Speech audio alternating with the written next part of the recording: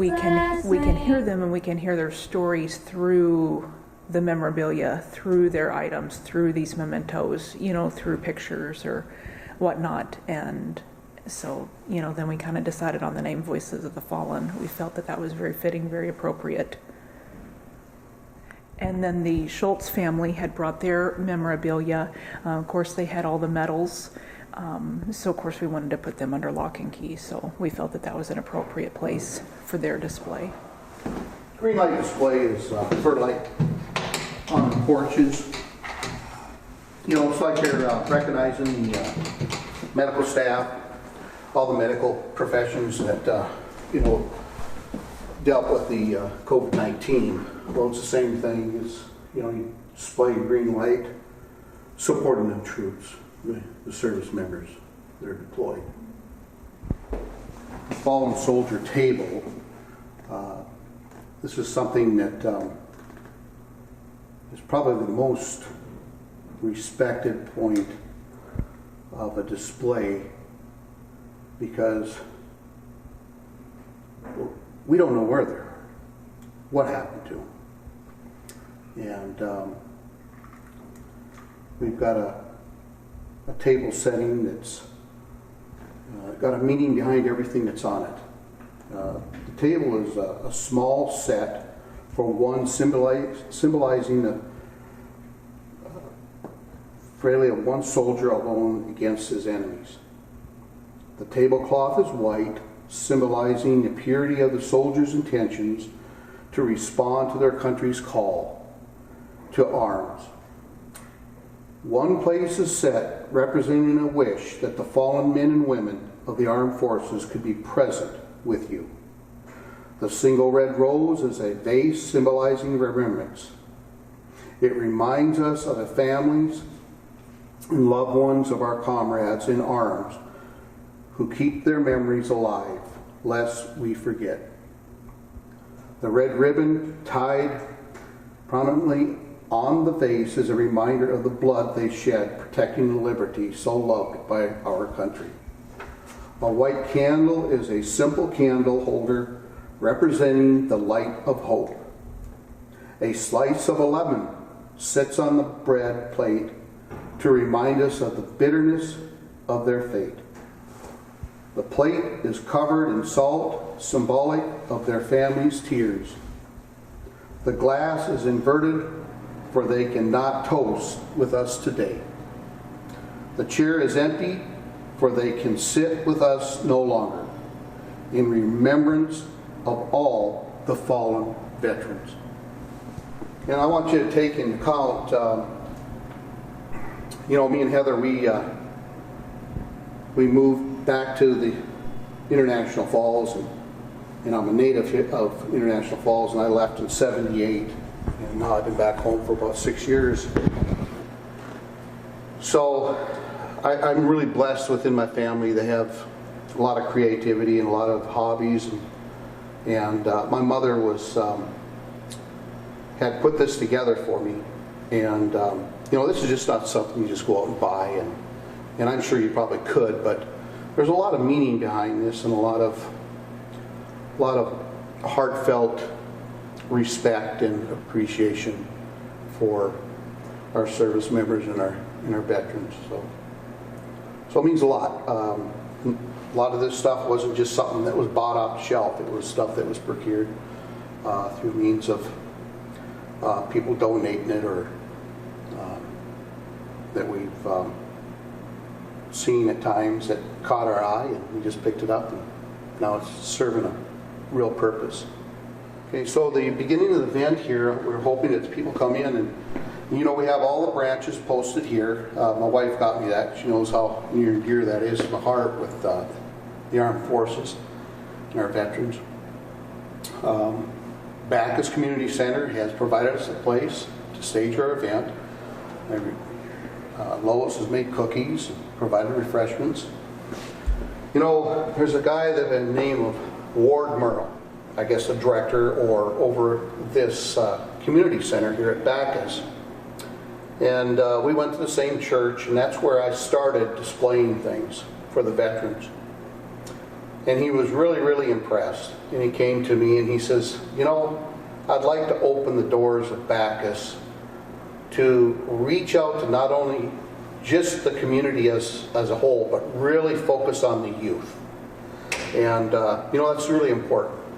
So we've got color crayons and we've got things, that pertain to the armed forces in America. We've got some flags. Everybody should have a flag lapel pin. We've got some Vietnam pins. We've got some little bracelets in support of our veterans. And we've got the King James Holy Bibles that if you don't have one, they can pick one up and take it home with them. We have a lot of veterans that they stand in the shadow. And we had one that stopped by yesterday, and this is an example. He came in, he walked through the displays, and he was extremely emotional. And so my wife had went over and was talking to him. And this is where, if this event doesn't have a whole big showing, it was worthwhile for that one veteran, because something touched him. And there's not a lot here, but this is something we have to build on. And if we can pull our veterans out of the shadows, and if we can start bringing the families out and start displaying memorabilia, we will learn and allow ourselves to be the voice of the fallen. And that's what this is all meant for. It's for pulling veterans out of the shadow, and let's continue to carry on and letting their voices be heard. Our youth has to be a big part of this. We are going through some trying times in our country, and we have to build on this at the community level. It's just the way it is. So we have 6 branches of the armed forces, and these are in precedence just like the flags are. And my wife, she was very crafty, and she loves this kind of stuff. And I have her to thank for making these wreaths. These wreaths are going to be offered as a token to somebody that is impressed by it, and they can buy it at the end of the event. And we'll renew these every year. So if anybody's interested, they can walk out with their branch of a wreath. If we look over here to our left, we got this set up into a horseshoe. We have a little honor of the fallen Memorial Day 2021 remembering. And what this is they put their name on it, and you can take a table and put your display on it of whoever you're recognizing. These are personal type displays that some people came in and set up. That one right there is Roger Jackson. He set that up for the submarine people that have disappeared, in action. And so that's in honor of them. We have our flags, our armed forces flags. They're in precedence. The new armed forces flag, Space Force, is a branch off of the Air Force. So it goes where it's at, it's posted. In all of this, what it does is it pulls out things, and I'll just kind of talk about my display of my Uncle Glenn. Never knew a lot, never ever met my Uncle Glenn. He was very passionate, very humble, really quiet individual. And I wanted to recognize him because he lost his life in a battle. Now, my grandmother, when I joined the service back in 1978, it really, really upset her. It upset her because I went into the same kind of work in the military that he lost his life in. I never realized this, but I did know that she was upset. So I've learned a lot about my Uncle Glenn, and I've learned a lot through the military about it, and I've learned a lot through my family and friends that have brought mementos and stuff like that to me. But one of the things that's really neat is my grandmother, Grandma Napper, is a Gold Star recipient. Now, you know, we can recognize family members and families that have people in combat or deployed, and there's a little symbol, you might have seen them, they got a red border on them, and they got the star, the blue star in it. It's kind of the same thing with the Gold Star, but the difference is it's got a blue border, and then it's got the Gold Star. We've got the Navajo Code Talkers. They were a major role in the war, and you know, we hopefully vision this to be able to fill this entire area one day, and for our kids to continue to respect and understand the role of the service members and what it means to look at the red, white, and blue and know that it's important to respect the colors and their country, and most importantly, the men and women that sacrifice their lives on a daily basis. And just because we might not have an actual war going on doesn't mean that there's not hot spots in this world. The end of Vietnam, you know, it took place at the ceasefire. It was over in the instance that they were no longer fighting there. But it's not over for our veterans, and they will continue to it'll haunt them till the day where they find themselves out here on our display. The hot spots throughout the world, you know, I was stationed in Korea, and they're only at a temporary ceasefire there. That's one of the real hot spots. A lot of stuff goes on up there in the demilitarized zone that you know, we don't make public, and there's probably a reasoning for it, but every branch finds himself in a hot spot somewhere. And this is pretty neat. Who made these? Green Tech. Green Tech made them? Yes. Wow. They called us up and they expressed their appreciation for our veterans and what we were doing, and they wanted to do something for our veterans. And you know, I never even thought of this.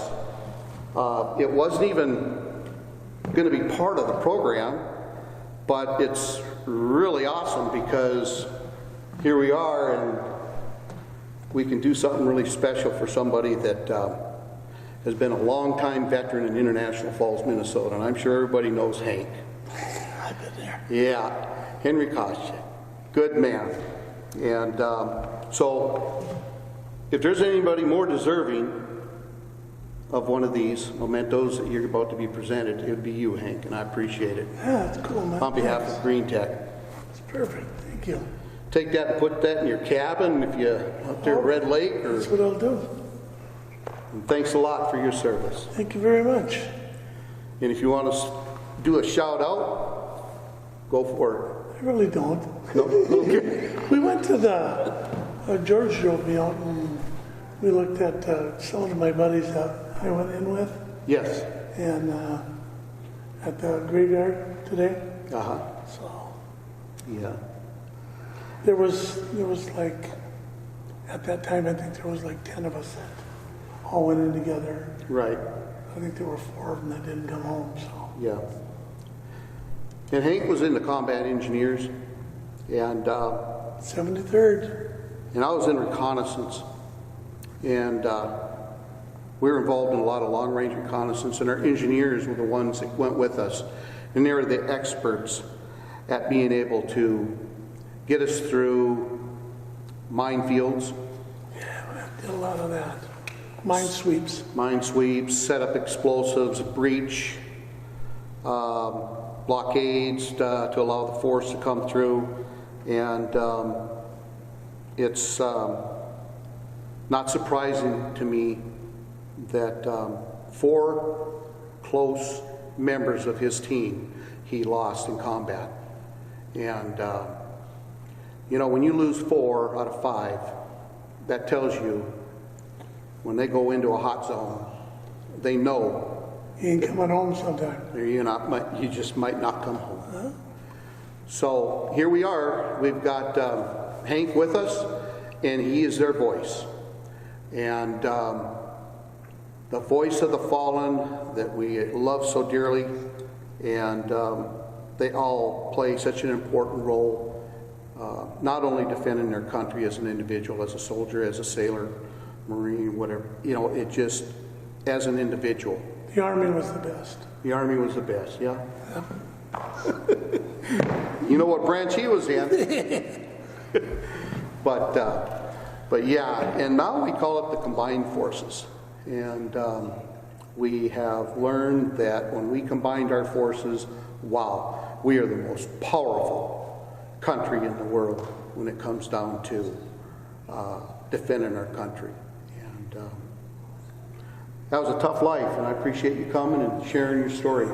And I hope that you can continue to share with us. And next year, maybe bring some memorabilia, some pictures. Oh, yeah, of those guys. I didn't really know much about George. Yeah. He brought me here, so it's Yeah, and that's what we're trying to do. We're trying to reach out and introduce this to people. like if it doesn't every year, people start. Sure. Yeah. Yep. And most importantly, we want our kids to really, really understand the importance of Well, what. most of the kids don't understand nothing. Right. Yeah. And we're hoping that we can build off of that. That was one of Ward Merle's goals, is to really reach out to the youth. And, so thanks a lot, Hank. All right, man.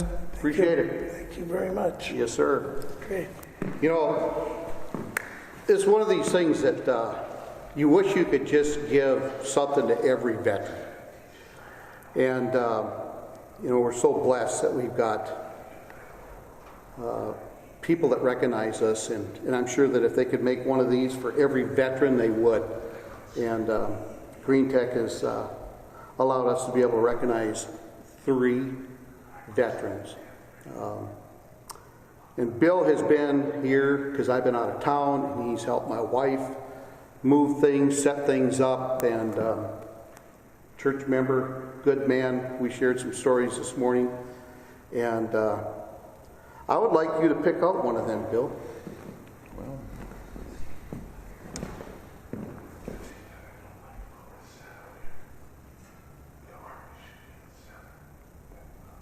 that's a nice. Thanks a lot, Bill. Thank you. On behalf of Green Tech, they appreciate your service, and I appreciate everything you've done for us. Thanks a lot. I appreciate everybody participating, and hopefully we can build off of this. And I thank you for coming and taking our story, and hopefully we can build off of that. And I thank Lois for affording us the opportunity to have the Bacchus Community Center to display this. And all of our sponsorships that we've received. The fallen, I can speak for them. We don't need any more than participation. That's what we want.